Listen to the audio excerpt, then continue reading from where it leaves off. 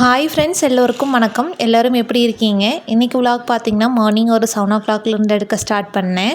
Last ஒரு 10 to 15 டேஸாவோ பார்த்திங்கன்னா நம்ம வீட்டு கார்டனில் இருக்க செடியிலலாம் வந்துட்டு டெய்லியுமே ஏதாவது ஒரு பூ வந்து பூத்துட்டே தான் இருக்குது. மார்னிங் டைம் அதெல்லாம் விரிகிறத பார்க்குறப்பவே ரொம்ப அழகாக இருக்குமா, அதனால் அப்படியே கொஞ்சம் நேரம் நின்று பார்த்துட்டு அதுக்கப்புறமா தான் வேலையை வந்து பார்க்க ஸ்டார்ட் பண்ணுறது. காலையிலேயே பார்த்திங்கன்னா வாசல்லாம் வந்து கூட்டி விட்டாச்சு. அதுக்கப்புறமா கோலம் போடலான்னு சொல்லி அந்த ஸ்டென்சில்ஸ் இருக்கும் இல்லைங்களா, அதை வச்சு தான் வந்து ஃபஸ்ட்டு அந்த சென்டரில் இருக்க அச்சு வந்து வச்சுக்கிட்டேன். சைடில் அப்படியே கொஞ்சம் டிசைன் பண்ணலான்னு சொல்லி பண்ணிகிட்டு இருந்தேங்க. காற்று வேறு கொஞ்சம் வேகமாக அடிக்க ஆரம்பிச்சிருச்சு. அப்படியே கோலமாவெல்லாம் வந்து கலைஞ்சதுனால அப்படியே வந்து சிம்பிளாக இருக்குன்னு சொல்லி விட்டாச்சு. மார்னிங் பிரேக்ஃபாஸ்ட்டுக்கு பார்த்திங்கன்னா சுண்டல் செய்யலான்னு சொல்லி முன்னாடி நாள் நைட்டே வந்து தண்ணியில் வந்து சோக் பண்ணி வச்சுருந்தேன். அதுவுமே நல்லா ஊறிடுச்சு. சரி, அதை வந்து சமைச்சிடலான்னு சொல்லி தான் வந்து எடுத்துகிட்ருக்கேன்.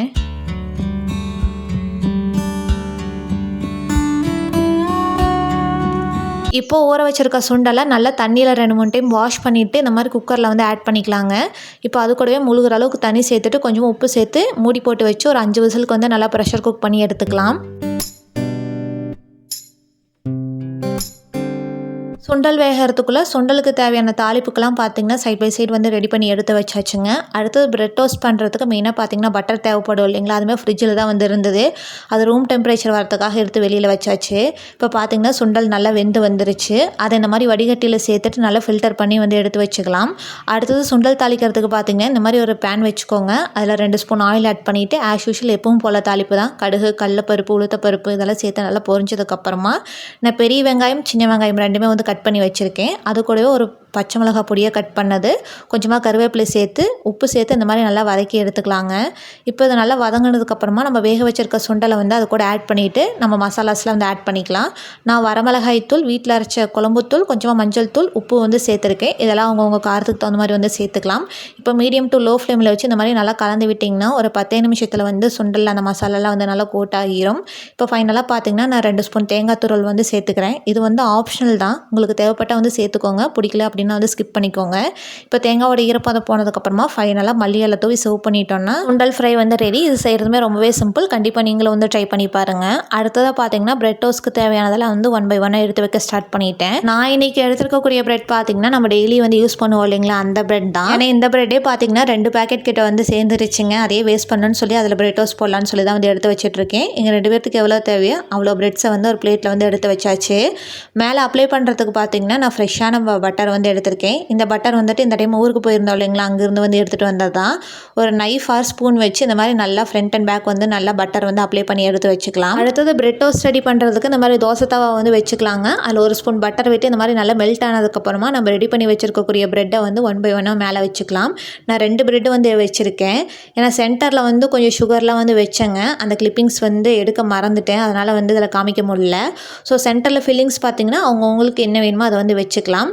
ஸோ இன்கேஸ் உங்களுக்கு ஃபில்லிங்ஸில் எதுவும் பிடிக்காது அப்படின்னா நம்ம சிங்கிளாக கூட வந்து அப்படியே டோஸ்ட் பண்ணி எடுத்து சாப்பிட்லாம், ரொம்ப நல்லாயிருக்கும். மார்னிங் பிரேக்ஃபாஸ்ட்டுக்கு பிரெட் டோஸ்ட், சுண்டல் ஃப்ரை, அது கூடவே செவ்வாழைப்பழம் இருந்தது. இதை வச்சு சூப்பராக வந்து சாப்பிட்டு முடிச்சாச்சு.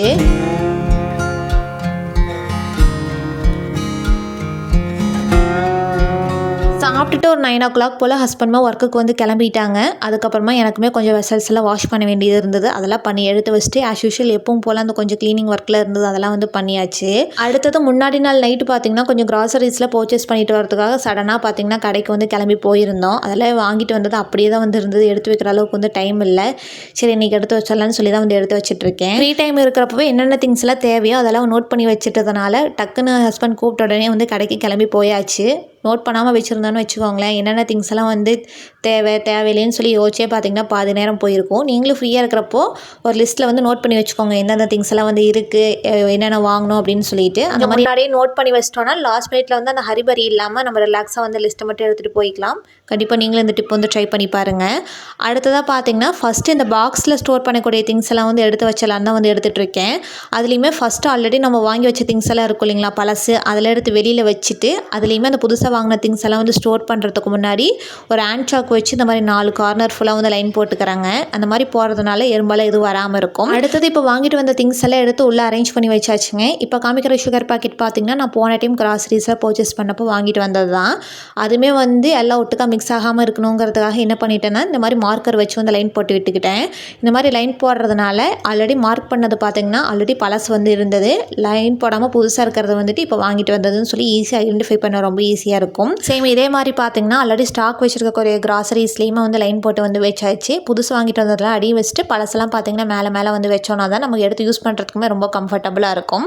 இப்போ இந்த பாக்ஸ் எல்லாம் ஃபுல்லாக நல்லா ரீஸ்டாக் பண்ணி எடுத்து வச்சதுக்கப்புறமா அடுத்தது இந்த பேஸ்கெட் ஃபுல்லாக பார்த்தீங்கன்னா மசாலாஸ்லாம் வந்து ஸ்டோர் பண்ணி எடுத்து வைப்பாங்க. ஆல்ரெடி ஓப்பன் பண்ணியிருந்த மசாலாஸ்லாம் பார்த்தீங்கன்னா எதுவுமே வந்து கிடையாது. ஸோ ரீஸ்டாக் பண்ணக்கூடியதை மட்டும் இந்த பேஸ்கெட்டில் வந்து எடுத்து ஆர்கனைஸ் பண்ணி வச்சாச்சு. அடுத்தது இந்த பேஸ்கெட் ஃபுல்லாக பார்த்தீங்கன்னா சோப்பெல்லாம் வந்து எடுத்து வச்சாச்சுங்க. ஸோ டிஷ்வாஷிங் சோப்பெல்லாம் பார்த்தீங்கன்னா அது தனி பேஸ்கெட் வந்து வச்சுருக்கேன். ஸோ அதெல்லாம் வந்து தனித்தனியாக வந்து எடுத்து வச்சு அது பிளேஸில் வந்து நல்லா நீட்டாக எடுத்து ஆர்கனைஸ் பண்ணியுமே வந்து வச்சாச்சு. இதெல்லாம் பண்ணி முடிக்கிறதுக்கே பார்த்தீங்கன்னா ஆல்மோஸ்ட் ஒரு 1 ஹவருக்கு மேலே வந்து ஆயிடுச்சு. அதுக்கப்புறமா அடுத்ததாக பார்த்தீங்கன்னா ஃப்ரிட்ஜில் வந்து ஸ்டோர் பண்ணக்கூடிய திங்ஸ் எல்லாம் தாங்க எடுத்து வைக்க போகிறேன். முன்னாடி நாளே வந்துட்டு ஆல்ரெடி ஓப்பன் பண்ணியிருக்கிறது எல்லாமே வந்து தனியாக ஒரு கவரில் போட்டு வந்து எடுத்து வச்சிட்டேன். ஏன்னா அதில் ஒட்டுக்க வச்சிட்டோன்னா நமக்கு எடுத்து வைக்கிறதுக்கு வந்து கொஞ்சம் கம்ஃபர்டபுளாக இருக்காது. இப்போ வாங்கிட்டு வந்த திங்ஸ் எல்லாமே பார்த்தீங்கன்னா ஃபஸ்ட்டு அடியில் வச்சுட்டு அதுக்கப்புறமா ஆல்ரெடி ஓப்பன் பண்ண திங்ஸ் எல்லாம் கவரில் போட்டு வச்சுருந்தோம் இல்லைங்களா, அதெல்லாம் மேலே வர மாதிரி வந்து வச்சாச்சு. இந்த டைம் புளியுமே கொஞ்சம் பல்காக வந்து வாங்கிட்டு வந்திருந்தேன். புளியை பொறுத்த வரைக்கும் வெளியில் வச்சோன்னா சீக்கிரமாக வந்து கருப்பாயிருங்க. இந்த மாதிரி ஃப்ரிட்ஜில் வச்சிட்டோன்னா நம்ம எப்போ வந்து ஓப்பன் பண்ணுறோமோ அப்போ வந்து எடுத்து யூஸ் பண்ணிக்கலாம். கண்டிப்பாக நீங்களும் இந்த டிப் வந்து ட்ரை பண்ணி பாருங்கள். எல்லா திங்ஸும் எடுத்து வச்சுமே பார்த்தீங்கன்னா இந்த 2-3 திங்ஸ் மட்டும் வைக்கிறதுக்கு கிச்சனில் வந்து ஸ்பேஸ் வந்து பத்தவே இல்லை. ஏன்னா சிங்க்கு கடியை வந்து வைக்கலான்னு சொல்லி பார்த்தா அங்கே ஆல்ரெடி இருந்த திங்ஸே வந்து டம்ப் பண்ணியிருந்த மாதிரி இருந்தது. ரொம்ப வந்து வச்சு டம்ப் பண்ணாலுமே கருப்பாம்பூச்சி வந்துடும்னு சொல்லிட்டு ஸ்டோர் ரூமில் பார்த்தீங்கன்னா அந்த பாக்ஸில் கொஞ்சம் ஸ்பேஸ் வந்து ஃப்ரீயாக தான் இருந்தது. சரி அதையே வேஸ்ட் பண்ணணும்னு சொல்லிட்டு இந்த திங்ஸ் எல்லாம் வந்து அங்கே எடுத்து வந்து வச்சாச்சு. ஸோ தேவைப்படுறப்போ வந்து எடுத்துக்கலான்னு சொல்லிட்டு அங்கே இப்போதைக்கு வந்து ஸ்டோர் பண்ணி வச்சுட்டேன். இந்த டைமுக்கு நம்ம கிச்சனுக்கான புது வரவு பார்த்திங்கன்னா இந்த கடாய் தாங்க. ரொம்ப நாளாக இந்த மாதிரி டைப் ஆஃப் கடாய் வாங்கன்னு சொல்லி யோசிச்சிட்டே இருந்தேன். ஒவ்வொரு டைம் ஷாப்பிங் போகிறப்போ எடுத்து பார்க்குறது வச்சுறது அந்த மாதிரியே தான் வந்து இருந்தது.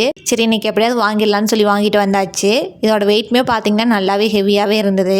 மெயினாக இந்த மாதிரி ஹேண்டில் இருக்கிறதுனால கேரி பண்ணிக்கிறதுக்கு ரொம்ப கம்ஃபர்டபுளாக இருக்குன்னு சொல்லிட்டு தான் வந்து வாங்கிட்டு வந்திருந்தேன். எல்லா திங்ஸையும் எடுத்து வச்சதுக்கப்புறமா கொஞ்சம் நேரம் கழித்து கம்பு வாங்கிட்டு வந்திருந்தாங்க. சரி கம்மஞ்சோறு செஞ்சிடலான்னு சொல்லி தான் வந்து எடுத்துகிட்டு இருக்கேன்.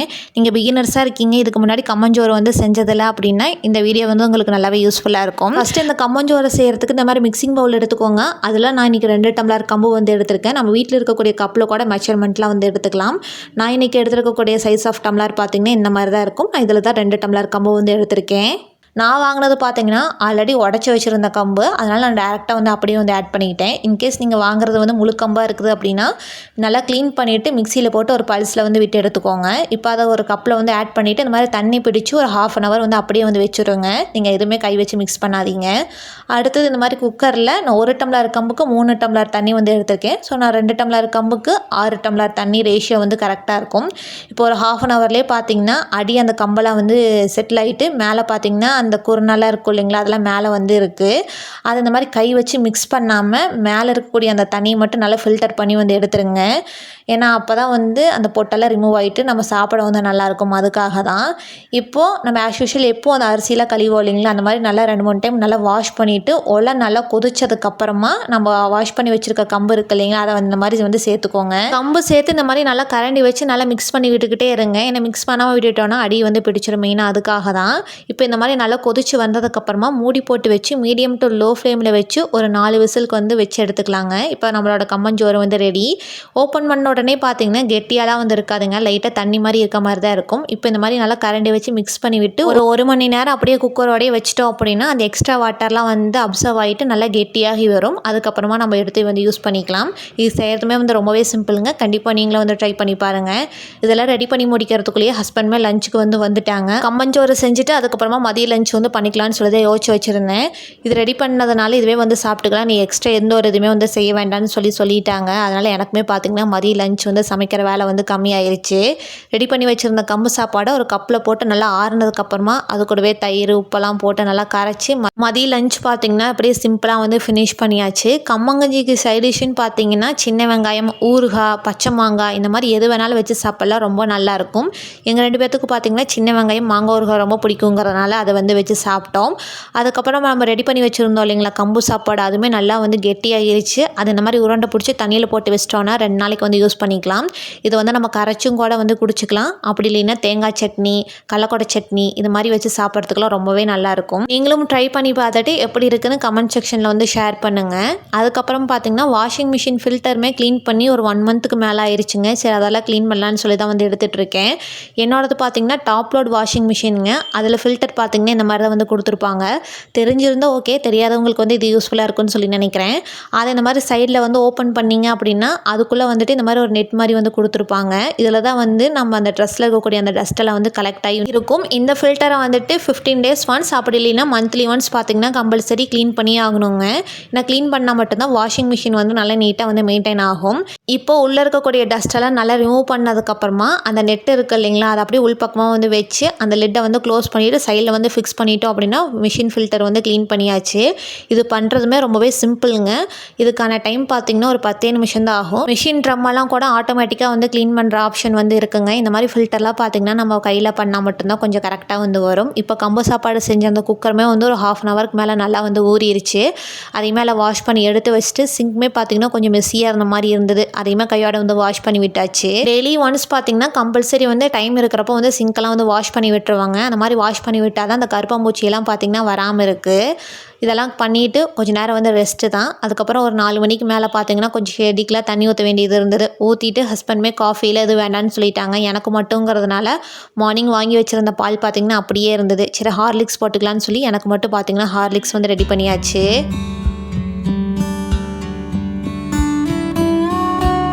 அதுக்கப்புறம் ஈவினிங் போல் ரெஃப்ரெஷ் ஆகிட்டு சாமியெல்லாம் கும்பிட்டதுக்கப்புறமா நைட் டின்னருக்கான வேலையுமே வந்து பார்க்க ஸ்டார்ட் பண்ணியாச்சுங்க. மாவு அரைச்சி வச்சது வந்து இருந்தது. அதில் தோசை பண்ணிக்கலான்னு சொல்லி கொஞ்சம் சீக்கிரமாக எடுத்து வெளியில் வச்சுட்டேன். இதுக்கு சைடிஷ்க்கு பார்த்திங்கன்னா தக்காளி வதக்கிட்டு புதினா சட்னி வந்து வச்சாச்சுங்க.